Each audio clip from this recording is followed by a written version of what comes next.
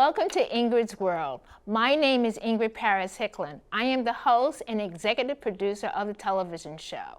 On this show, meet Andrea Bailey, who has been a servant leader for over 40 years. She has actively supported the homeless shelter so others might eat, acts the shelter for battered women. In 2019, Andrea Bailey won her local election by 64% as one of the first African-American female county supervisors serving the Potomac District of Prince William County, Virginia. Supervisor Bailey currently serves as a Potomac District Supervisor and is pro tem 2023 for Prince William County Board of Supervisors. She serves as the board member of the Council of Governments, the chair of the Human Services Policy Committee. Supervisor Bailey is a member of the Northern Virginia Regional Council and executive board member of the Potomac Rappahannock Transportation Commission. Welcome to the show, Supervisor Andrea Bailey. Privileged to have you. Oh, it's an honor to be here with you, Ingrid. Thank you so much for the warm invitation, and I'm looking forward to the conversation. Same here. So tell us about yourself and your path as you being elected to County Supervisor to the Potomac District of Prince William County, Virginia. Well, Ingrid, I'm just a little girl from St. Louis, Missouri. I was born and raised in the inner city of St. Louis, Missouri, and I am an only child, born to Essie and Johnny Pullman, and was reared by my mom in the inner city, though my dad had integral infusion in my rearing. I was born in a 4-generation home, and me, my mom, my grandma, and my great-grandma. And I'm very proud of my rearing. I think my path to becoming the Board of County Supervisor really came from my being able to participate in the political process when I was a little girl back in St. Louis. Wow. So give us 5 facts about the Potomac District that you want the viewers to know. Well, I think the first fact that I want viewers to know is that the Potomac District is a very historical and traditional district, and it has a lot of history in it, and for that, it has a lot to offer the citizens that live here. It's a very diverse district. We have a little bit of everything within the district. The income levels vary from low income to high income. We have military in our district, which offers a different element of community building within the district. We have a very high educational level in our district, as well as academic educational training in our school system. So it offers a variety of business and academics, a little bit of everything. From a cultural perspective, we have just a variety of cultures in our community, and so we have a little bit of everything, and we have a little bit of a very strong senior citizens population in our district as well. Wow. So the age range can go from birth, and we just unfortunately lost our eldest citizen of 101 years old. Wow. Wonderful. So there's everyone that's there. Oh, it's beautiful. Everyone wants to be in the Potomac District. I love it. So what are the challenges facing the Potomac District? Well, most people don't realize that Prince William County was born out of the Potomac District. We have the oldest township in our district, Dumfries Township. And so commerce and education and wherewithal, all of that was born in the Potomac District and moved west. And so the challenges become, we're very much landlocked. And so when you talk about land use and building, we have to find the very special spot to build in. Or when you talk about a structure or infrastructure of a building to have amenities in, we have to really look and search as to what is that special spot that we can offer that amenity to the community. Wow. So what do you see as your top priorities as a Potomac District County Supervisor? Well, I got to tell you, in 2019, I ran on mental health, and that was born out of my previous um, campaign when I realized when I was running on homelessness that mental health was a key component to our community, both not just locally, but nationally. And so that is a priority here in Prince William County. Mental health is. I was very fortunate in pulling together 93 stakeholders in our community, as well as $16 million from local, state, and federal funding to stand up a mental health facility called the Crisis Receiving Center. I think another priority is public safety. I think that's a national concern for all citizens, but I think in Prince William County is a dire need that we really focus on ensuring safety in our community. And so I'm very focused on that priority as it relates not only to my district, but across the county.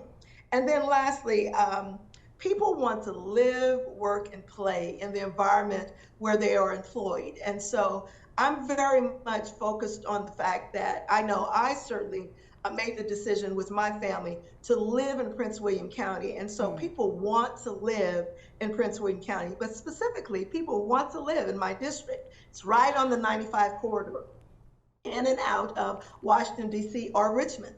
And so I'm going to focus on making sure that we have affordable, accessible, workable housing here for all of our citizens here in the district.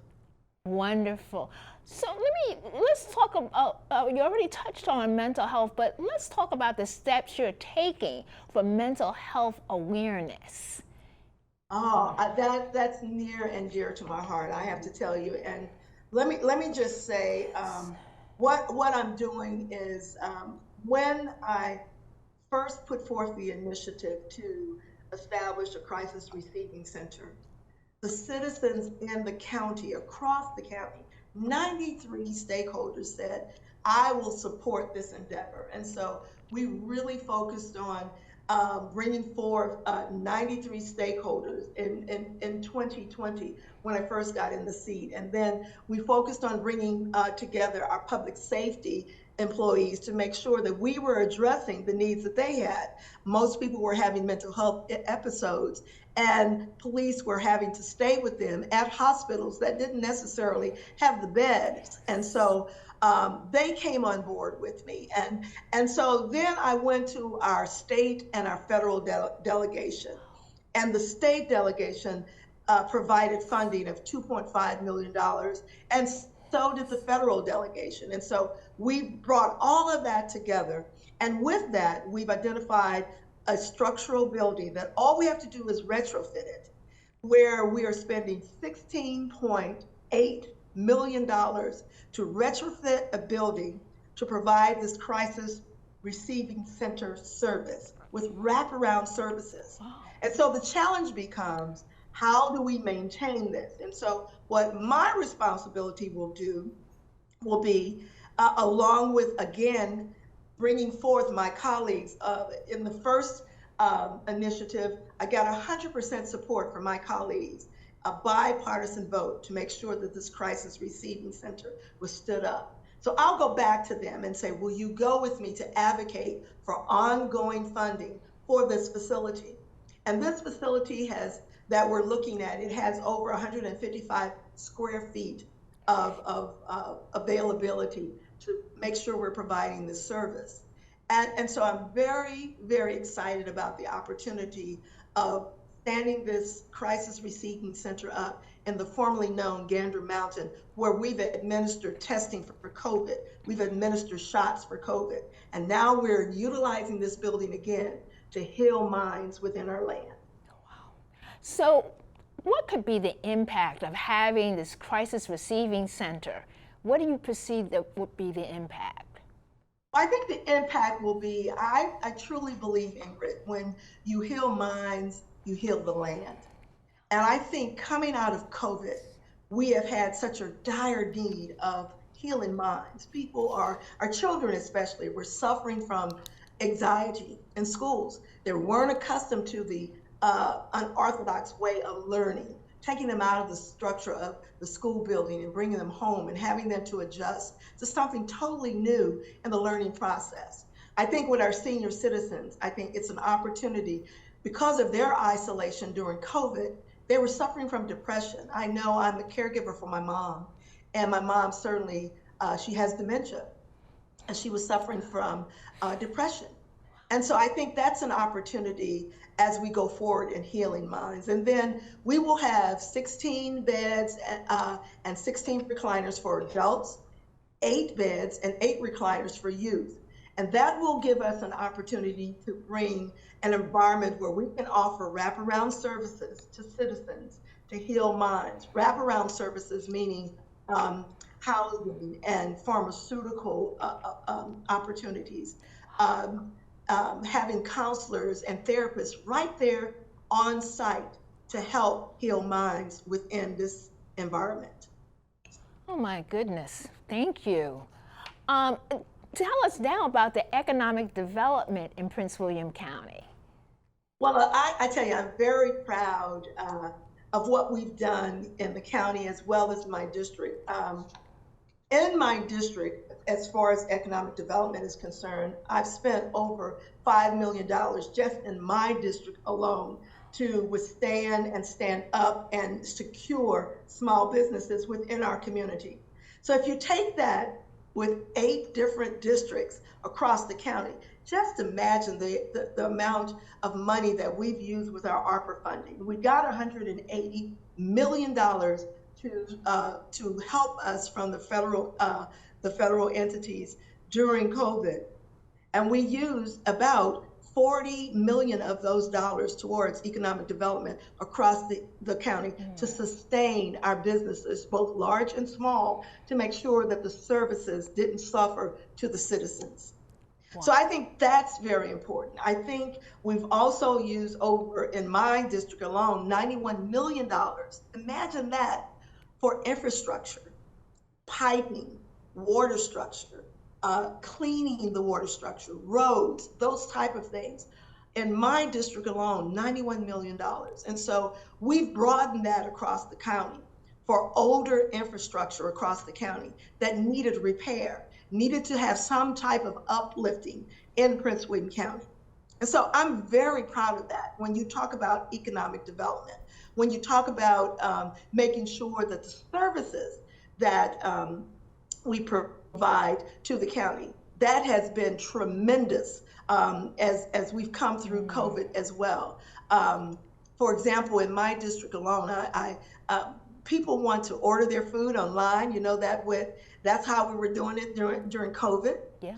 And I will have one of the largest Chick-fil-A facilities in the Midwest in my community from an economic development standpoint.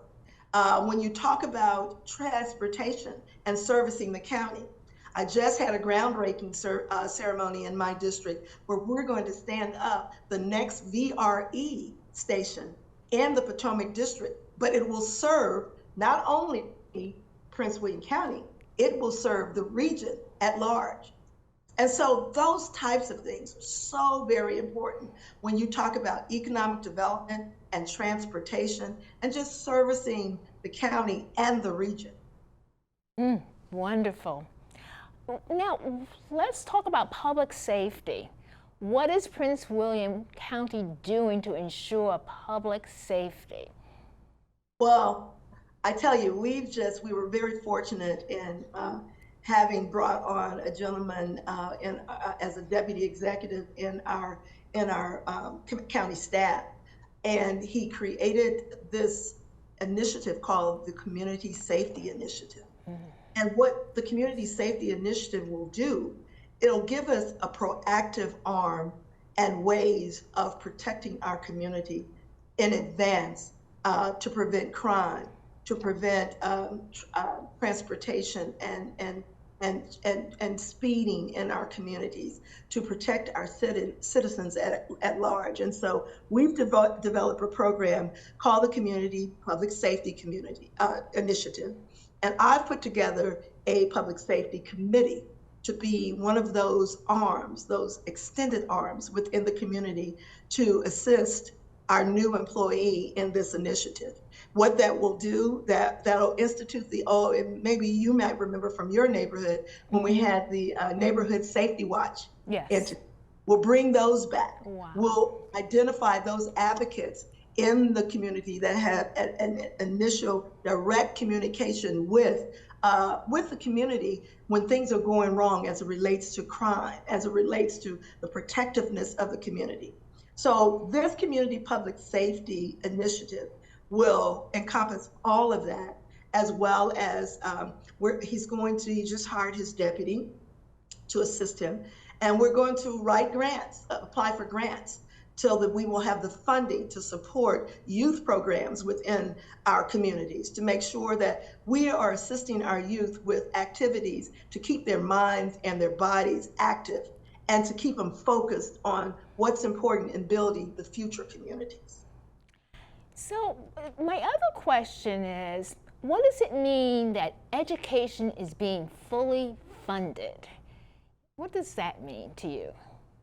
Fully funded education. I think we have an excellent model here in Prince William County as it relates to education being fully funded. Like I said, a lot of history in Prince William County. Two individuals that I was blessed to have known in my political career, Betty Covington and Mr. John Harper, came together back in the late 80s. And they crafted a revenue sharing agreement between the Prince William County Board of Supervisors and the school board to make sure that our public school system is funded appropriately, the right programs are there, we're hiring the right teachers. And what it says is we give a percentage of our revenue to the schools to operate each year. That percentage currently, it started at 30%. Because of our growth in our school system, it is now at 57%. That's one thing that we're doing. The other thing that we're doing is we are very fortunate in that we just hired a sensational, exceptional, equipped new school superintendent.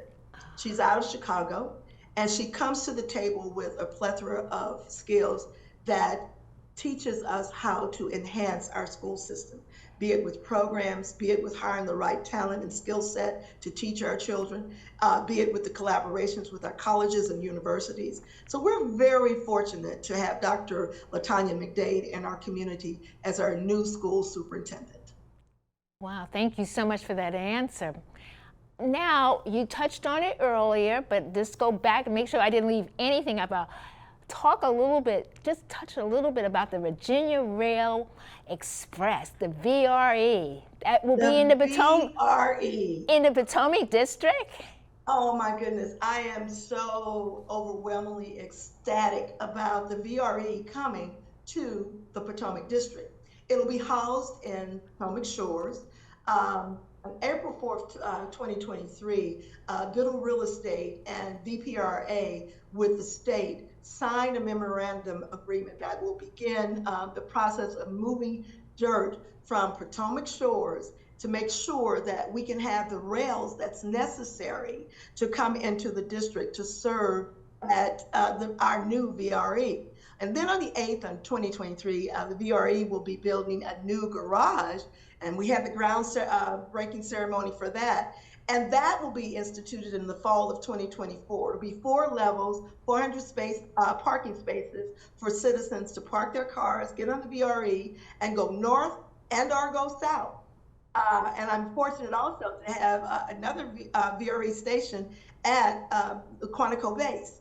And so I think that Potomac is just adding value, if you will, as it relates to transportation regionally, the enhancement of transportation regionally when we talk about Loudon, when we talk about Fairfax and Alexandria.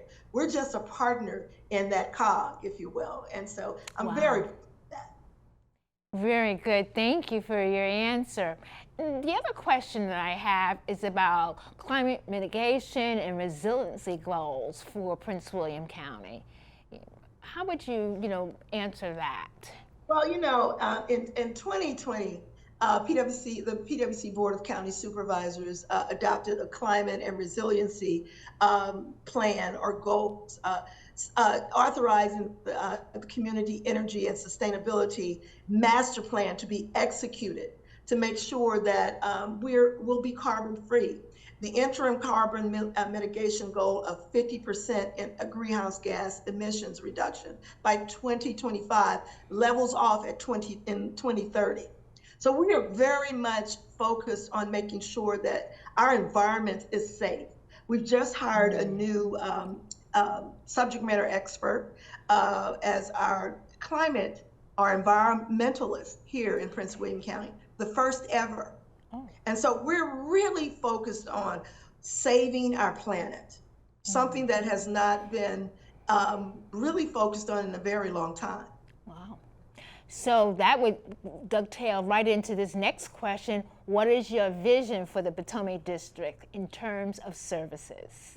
Oh, I appreciate that question. My vision for the Potomac District is that we execute the comprehensive plan. We've just put together a new comprehensive plan that hadn't been revised since 2008, I think it was, or 2010.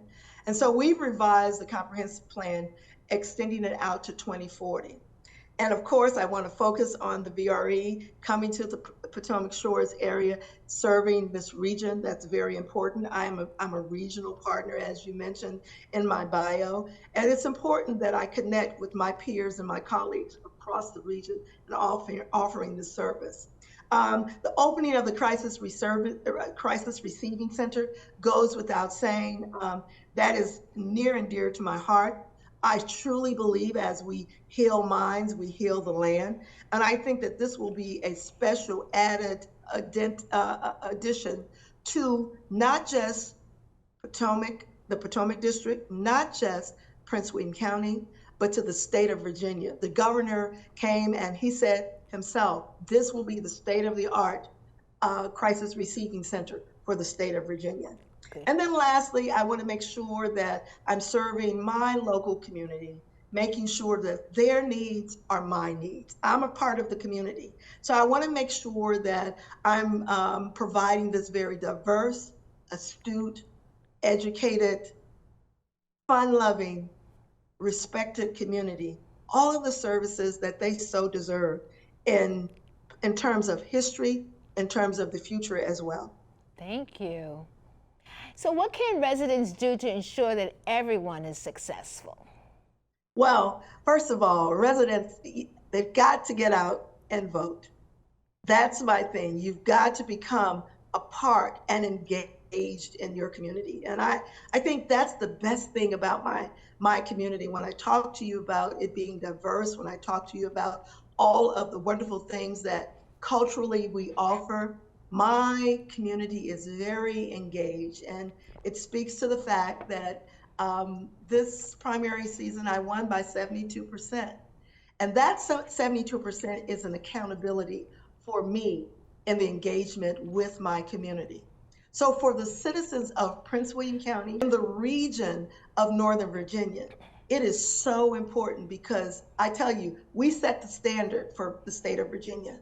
And it's very important that we continue to be engaged, that we continue to learn from one another, that we continue to execute the plans and the goals that we are not afraid to advocate for. So I think that's essential, and it will build an even better Northern Virginia. So we have about 30 seconds, and I want you to hopefully get this answer in. What gives you the greatest joy of being the county supervisor for the Potomac District? Oh, Ingrid, you're tugging at my heart. What gives me the greatest joy is the fact that I'm casting a vision, and I'm walking in the journey of the vision. And my aim is not to be a named politician. My aim is to be an elected official who serves, and that gives me joy. Wow. Well, thank you so much, Supervisor Bailey, for being on Ingrid's World and to discuss your work that you're doing with the Prince William County Board of Supervisors. We so appreciate this very insightful conversation. Thanks again. It's my honor. My inspirational quote is from Michelle Obama. If there's one thing I've learned in life, it is the power of using your voice. Thank you for watching Ingrid's World, and connect with me on Facebook at Ingrid's World, and follow the show at Ingrid's World VA in Twitter and Instagram. Never miss a show, because the show is on Ingrid's World LLC YouTube channel and ingridsworld.org. Thanks for watching.